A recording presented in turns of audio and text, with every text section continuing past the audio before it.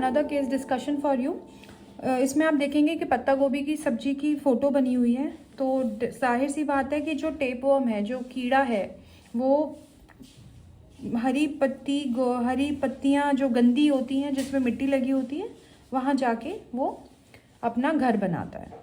आपके पेट में कैसे जाता है?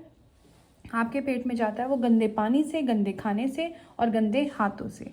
तो अगर फूड हैंडलर है, जिसने आपका खाना बनाया है, जिसने आपको खाना दिया है या परोसा है, उसके अगर हाथ धुले नहीं हुए हैं, हाइजीन मेंटेन नहीं है उस किचन की, और आप कंज्यूम कर रहे हैं, तो डेफिनेटली आपको ये हो सकता है।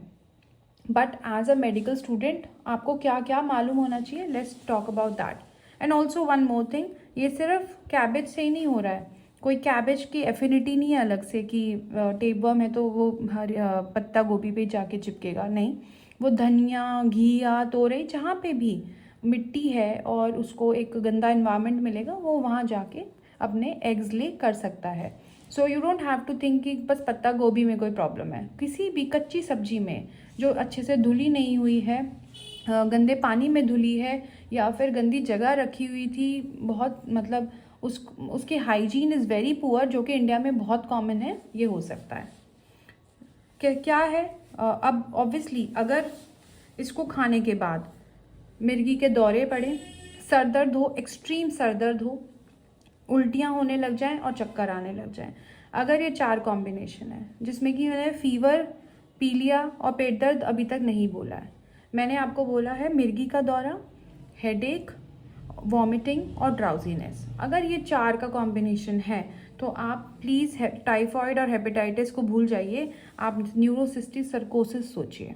न्यूरोसिस्टिक सर्कोसिस, it is caused by taenia solium and it is due to the bad hygiene of food handlers। और please do not waste time कि हम टाइफाइड, IgG IgM करवा लेंगे, हम वायरल हेपेटाइटिस के सारे टेस्ट करवा लेते हैं, करवा लीजिए, पॉजिटिव हो भी सकता आ जाए।